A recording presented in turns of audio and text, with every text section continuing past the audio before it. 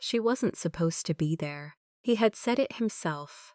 In a corridor to his right-hand man, with the casual certainty of a man who had never been told no VIP area. Korean girls only, elegant, beautiful, his standard.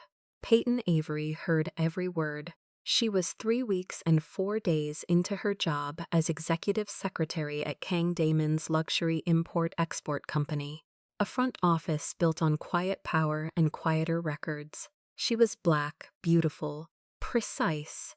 The kind of woman who stored information behind her eyes and never let the room know she was watching. She was good at her job.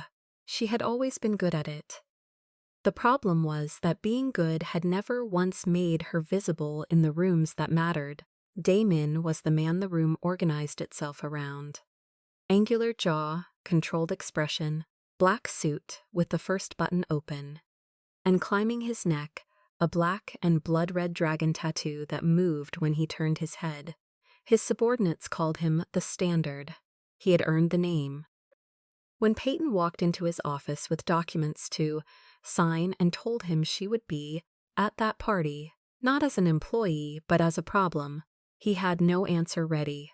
She pulled the door closed before he found one. Friday came. She stood in front of her mirror in the Bordeaux dress, locks to her waist, gold hoops catching the light. She looked at her reflection for a long moment. And then what she did next, in front of every investor, partner, and subordinate in that room, stopped the party cold. Before starting the story, comment down below where you are watching from and what time it is there. If stories of karma, love, and hidden truths move you, leave a like, be sure to subscribe to the channel, and click join to become a member and help our channel. The folder was already on her lap when Kang Dae-min walked in. Peyton Avery had been at the company for 3 weeks and 4 days. She counted because new environments required counting. Every detail, every name on every door, every pattern that repeated itself across long meetings and longer silences. She was good at this. She had always been good at this. The problem was that being good at it had never quite been enough to make her visible. The boardroom was glass on 3 sides. 17 people seated around a lacquered table that cost more than her previous year's salary. The view beyond the windows was the kind of skyline that was designed to remind everyone in the room exactly what kind of money moved through those walls. Peyton sat at the back, a black document folder balanced across her knees, her twist locks pulled back into a low bun that kept them disciplined. And she listened the way she always listened in rooms like this. Completely, without letting it show. Damon stood at the head of the table, black suit, no tie, the first button of his white shirt slightly open. He spoke with the calm authority of a man who had never once needed to raise his voice to be obeyed. His Patek Philippe caught the light when he gestured toward the quarterly figures projected on the wall. Numbers that moved the way numbers only moved when the money behind them had no public record. The neck tattoo was visible above his collar, the dragon, black and blood red, ascending from somewhere beneath his lapel toward the line of his jaw. Precise, deliberate, the only thing in the room that refused to be contained by a suit. He spoke about records. He spoke about partnerships. He mentioned the celebration party at his mansion. Next Friday, for key contacts, for the inner circle. He used the word milestone. He used the word image. Peyton wrote nothing down. She had learned quickly that in this room, writing things down was a form of exposure. She stored information the same way she stored everything inconvenient. Behind her eyes, organized, waiting. The meeting ended with the quiet efficiency that characterized everything Damon controlled. Chairs scraped back, voices dropped to murmurs. Peyton rose, folder tucked under her arm, and moved toward the door with the rest of the room. She was already in the corridor when she heard him. "I want the VIP area for Korean girls only." He was speaking to Sung Jae, who stood 2 steps behind him with a tablet in one hand, and the flat expression of a man paid not to have opinions. Elegant, beautiful, my standard. Peyton stopped walking. She did not turn around. She stood in the corridor with the glass wall of the boardroom to her left and the elevator bank 12 feet ahead, and she stood there for exactly 3 seconds. Then she kept walking. She had heard it before. Not those exact words. The words changed every time, morphed into new vocabulary, dressed itself in the language of preference, of culture, of taste. But the architecture beneath it was always identical. It said, "You are not the kind of thing I consider," it said. "The category you belong to is not one I have chosen to value." It said it with complete confidence, the way only people who had never been questioned say anything. Peyton pressed the elevator button. Her posture did not change. Her breathing did not change. The document folder was still under her arm, and her black pointed toe pumps were still carrying her the same way they had carried her all morning. Back straight, chin level, weight forward. The elevator came. She had documents for him to sign. His office was on the upper floor, separated from the main operations by a short corridor lined with frosted glass. Peyton knocked once, heard nothing, and entered anyway. She had learned that silence from that room meant permission, not absence. Damon was at his desk. He did not look up. 3 documents were spread before him, and he was reading their third with the focused economy of a man who processed information like it owed him something. His collar was still slightly open. The dragon's tail disappeared into the fabric just above the second button. Peyton placed the folder on the edge of the desk and stepped back 2 paces. Standard delivery position. She waited. He reached for the folder without looking at her. Opened it. Signed the first document, the second, the third, with the same controlled motion each time. He closed the folder and slid it back across the desk. She picked it up. "Only Korean girls," she said. He stopped. Not a large movement, just the slight suspension of someone whose hand had been reaching for the next thing and found nothing where it expected something. His eyes stayed on the desk for one breath. Then he looked up. Peyton held his gaze without blinking. "For the VIP area," she continued, "that is what you said. I know what I said. You said you know what you like. I do." "No." Her voice was level. Not cold, level. The difference mattered. "You know what you are used to. That is not the same thing." Damon leaned back in his chair by a fraction. He was studying her the way he studied the quarterly numbers, looking for the variable that did not fit the model. "Tonight," Peyton said, "I am going to that party." A pause. "You are an employee." "Yes." She picked up the signed folder from her side. "Tonight I am not going as an employee." She turned toward the door. "I am going as a problem." She heard him draw a breath, the beginning of a sentence, or a correction or a command. She pulled the door closed behind her before any of those things arrived. The corridor was quiet. The elevator was waiting. Peyton stepped in and pressed the ground floor button, and she stood with the folder under her arm and her reflection broken into fragments across the steel doors, and she let herself feel, for exactly the duration of the descent, the full weight of what she had just said. She had meant every word. The doors opened. She walked out into the lobby without breaking stride. Friday was 4 days away. She spent 4 days doing exactly what she was paid to do. She answered his calls. She formatted his reports. She rerouted his Tuesday afternoon when his sole partners moved the 3rd quarter review without notice. She did all of it with the same precision she always brought to that desk. The same low bun, the same watch on her left wrist. If he watched her, and she suspected he did, in the peripheral way of men who do not want to be caught watching, he would have seen nothing different. That was intentional. On Thursday night, she stood in front of her bathroom mirror in the Bordeaux dress and decided it was right. Not because it was the most expensive thing she owned. It wasn't. Because it was the most precise. The satin caught every light source in the room and translated it into something that moved. The neckline was modest. The cut was not. The dress understood what it was doing, and so did she. She let her locks down, all of them falling past her shoulder blades, heavy and weighted. She put on the gold hoops, clicked the geometric pendant into place at her collarbone, pressed on the cat-eye liner with the patience of someone who did not need to rush. When she stepped back and looked at herself, she held the mirror's eye for a long moment. "He asked for standard," she said to the reflection. "I will deliver presents." She picked up the black patent clutch, clicked off the bathroom light. The mansion gates were already open when her car arrived. Golden light poured from every window, the kind designed to signal arrival, to announce that the people inside had already decided what the evening was.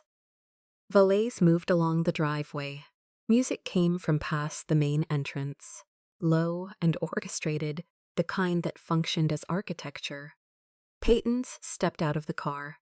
The heel of her left stiletto touched the driveway stone, then the right. She stood for one breath in the cool night air. Then she walked toward the entrance the same way she walked into every room that had decided, before she arrived, what category she belonged to. She walked in. The foyer opened into the main hall, which opened into the event space. Every transition louder, warmer, more crowded. The party was at its midpoint, early enough that conversations were still sharp, late enough that the second round of drinks had loosened the formality in all the people it was going to loosen. Peyton moved through the room at a pace that was not slow and not hurried, her locks falling to her waist, her honey skin catching the chandelier light, her posture the same as it was in every other room she had ever entered. Perfectly upright, never shrinking. She did not look for him. She did not need to. In the VIP section at the far end of the hall, Kang Damon stood with 3 Korean business contacts and a glass of water he had not touched. He had been in conversation for 11 minutes. He knew because he had checked his watch twice, not a habit of his. Something was off. He could not name the variable. Jisoo Hwang was to his left, her emerald dress precise against the noise of the room, her pearl necklace sitting perfectly at her collar. She was the first to see Peyton enter. She said nothing for a moment. Then she turned toward Damon with the particular stillness of someone who already knows the answer before asking. "She works for you?" He looked up. Across the room, Peyton Avery was moving along the edge of the dance floor with the ease of someone who had decided exactly how much of this space she was going to occupy. The board dress caught the light and released it in the same breath. Her locks moved. Her heels were 4 inches, and she wore them like ground. "Yes," Damon said. The word came out correctly. His face gave nothing. But the word had taken a half-second longer than it should have, and Jisoo registered it with only a slight shift in her gaze before returning to her champagne. She did not smile. She filed it. Damon did not stop watching. This was the problem. He was watching the way he only watched things that required assessment. And what he was assessing was not an employee. He was seeing her for the first time as a complete thing, with presence and direction and intention, and the architecture of every preference he had held for years was finding, against his will, that it had not anticipated this variable. He set the water glass down. Raymond Castillo saw her from across the room and moved toward her the way men move when they are not pretending not to notice. He introduced himself with an easy smile and no performance, the kind of ease that came from never having needed to prove himself. He said something about the music. She said something back. He laughed, genuinely, not strategically, and she let herself smile, the way she smiled when someone was not trying to do anything except be in a conversation. Damon watched Raymond Castillo lean in to hear her over the noise. He was on the other side of the room in 4 minutes. He moved through the crowd without appearing to move quickly. The most efficient kind of movement. And when he reached her, he did not announce himself.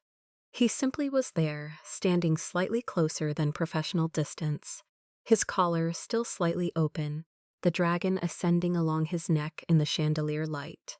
Raymond glanced at him. Read the room. Made a small decision. "Excuse me," Raymond said, not unhappily, and moved toward the bar. Peyton turned. She looked at Damon without surprise. She had known the moment would arrive. She waited. "You came," he said. "I told you I would." His jaw was set. Behind his controlled expression, something was working. Something that had not been in the office. Something the 4 days of silence had not resolved. "I did not come to provoke you," Peyton said.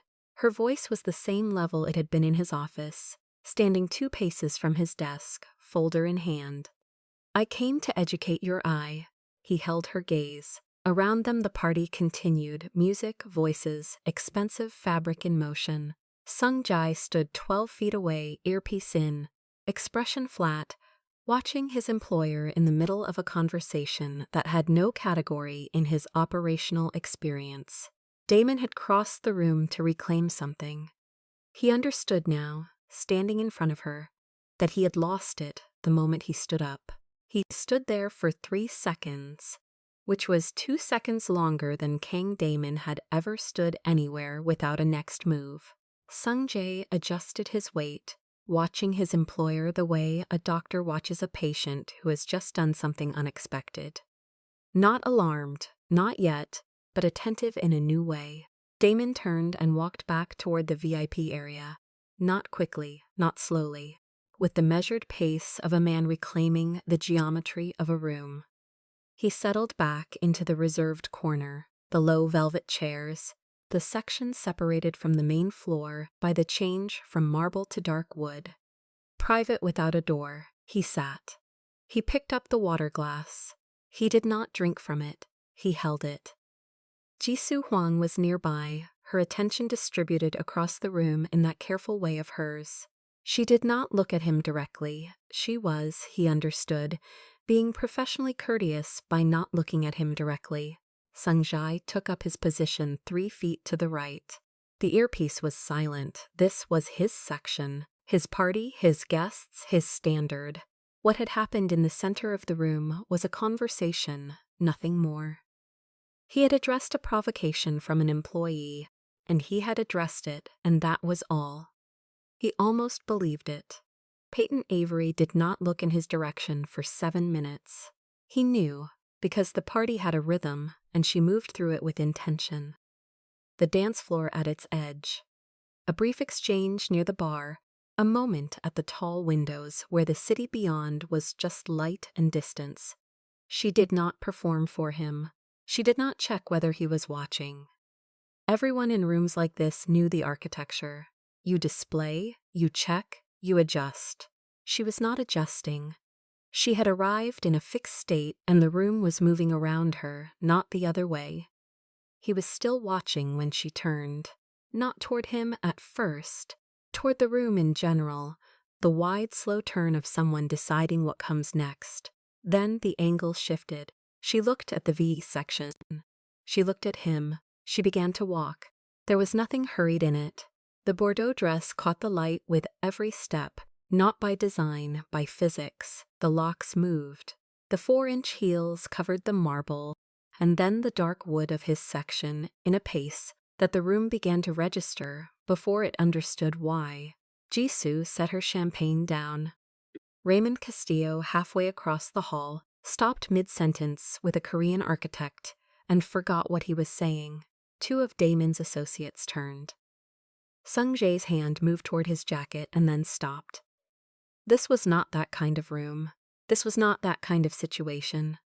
His hand returned to his side and he stood very still because he had no category for what was happening, and he understood that any action he took would be wrong. Damon did not stand. He watched her cross the final 10 feet of his section with the full awareness that standing would have been an acknowledgement, and staying seated was also an acknowledgement, that there was no position he could take that was not already a response to her, and that this had been true since the moment in the center of the room. possibly since the moment in his office, the folder on the edge of his desk, her voice.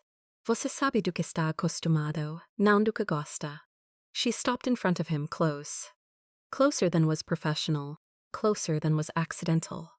She leaned down slightly, the pendant shifting at her collarbone, the locks falling forward over one shoulder. And she looked at him with the almond eyes that had been looking at him since the board meeting, as though she had already read the document and was waiting for him to catch up. Do you still think you know what you like? Her voice was low, not a whisper, a register calibrated for him and not for the room. He said nothing. His jaw was set. The Patek Philippe on his wrist showed 10:47. Mr. Kang, she said, and she sat on his lap, not aggressively, not as performance, or not only as performance. She sat the way someone sits when they have decided that a piece of furniture exists for the purpose of sitting with a precise and deliberate wait that lasted 4 seconds. 5 long enough to be undeniable, her spine upright, the clutch held in one hand, her gaze moving out across the room, as though the view from here was simply more interesting than the view from where she had been standing. The room stopped, not all at once, in a wave. The 2 associates nearest them first, then Jisoo with a stillness so absolute it was itself a statement. Then the guests at the edge of the section, then further, rippling outward through the party in the way that information travels in rooms like this. Not with noise, but with a shift in the density of attention. Everyone suddenly aware that something was occurring in the VIP corner without knowing exactly what, only that it required looking. Sung Jae stood in the stillness of a man whose training had not prepared a response to this. His hands were at his sides. His earpiece was silent. He did not know what to do with his body. Damon had not moved. He could not. Not without making it worse, and worse meant acknowledging that it had registered, and acknowledging that it had registered meant she had won the ground she had come to take. So he sat in a stillness that had the same shape as composure, and was not composure, and the room watched him sit in it, and the room understood. Peyton leaned toward his ear. Now everyone knows you looked. She rose. One smooth movement. Unhurried, the dress settling back into place. She straightened the pendant at her collarbone. She held the clutch, she turned, and she walked away from the VIP section. At the same measured pace she had used to enter it, and she did not look back, and she did not need to. Damon remained in his chair. He sat among his partners, his associates, his investors, the investors' assistants, Jisoo Hong, who was not looking at him, Sung Jae, who had still not located the correct protocol for this. And he sat in the silence of a man who had spent 34 years building the architecture of a room and had just watched a woman in a Bordeaux dress walk out of it, carrying every brick. He had not said a word, not one, and every person in that room knew it.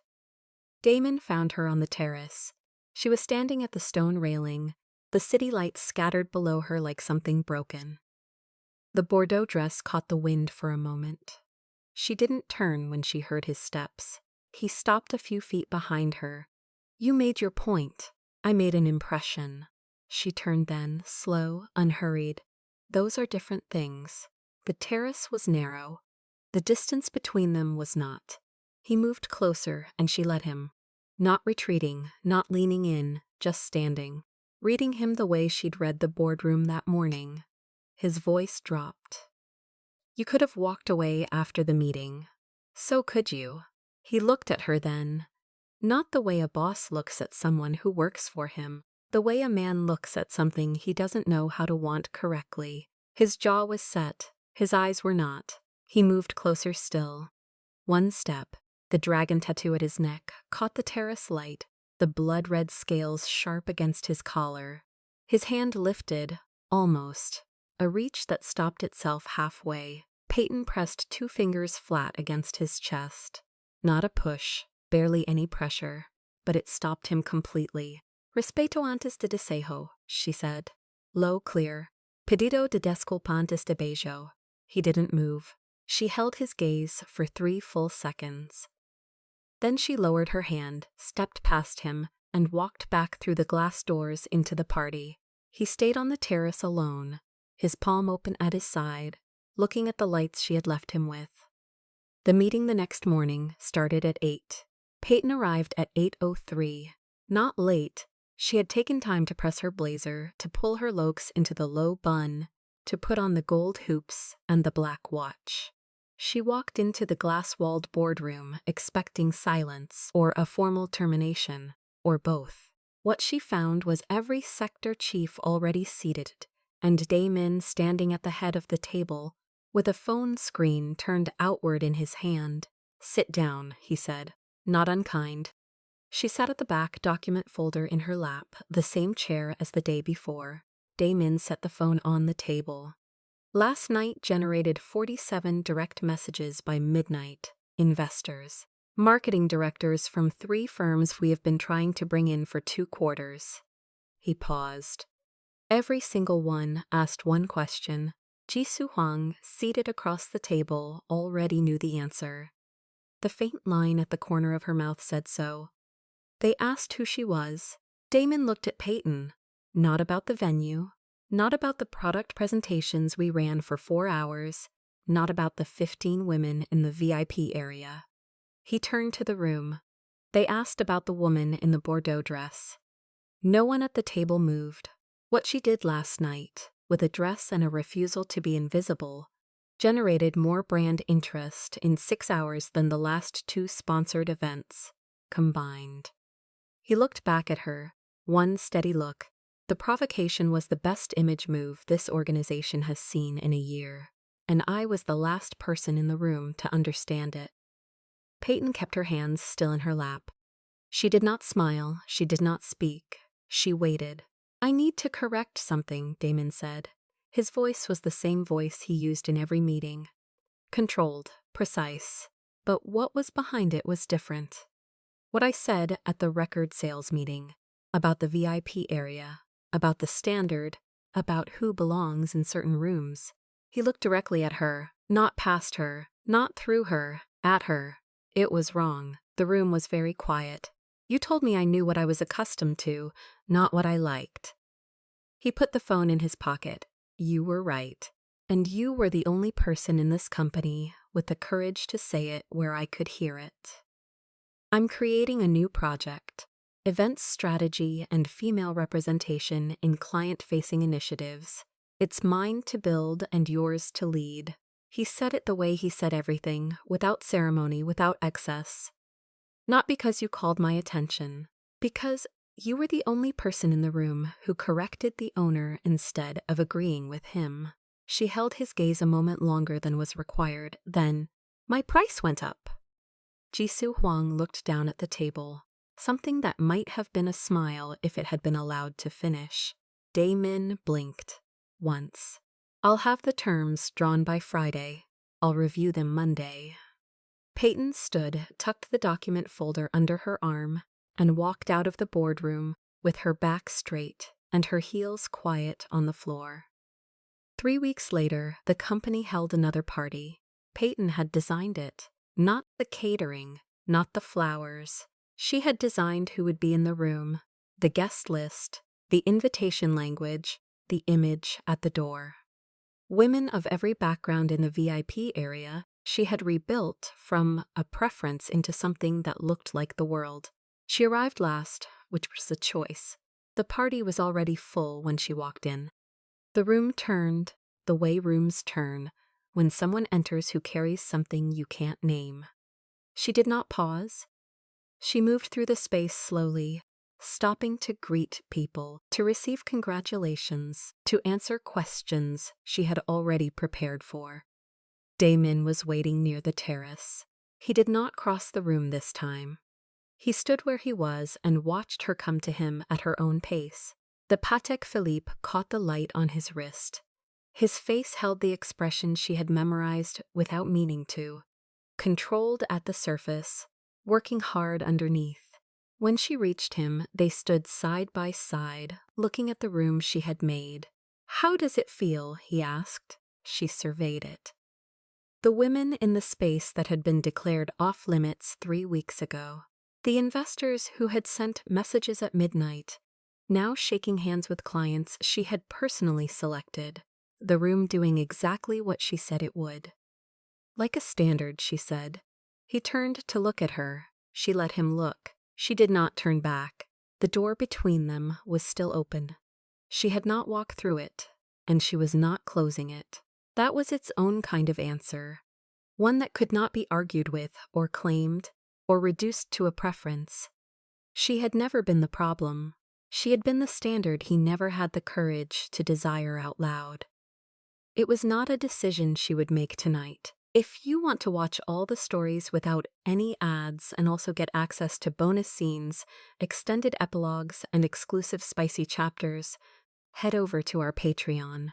Scan the QR code on the screen. The link is in the description or in the pinned comment. See you there. If this story moved you, stop for a moment and reflect. Have you ever walked into a room that had already decided you didn't belong and stayed anyway? Have you ever been told, in polished language, that you were not the standard, and found the courage to become the one who defined it? Tell us your experiences and feelings in the comments. We read them all. And if you believe in stories about dignity, desire, and the courage to be seen, leave a like.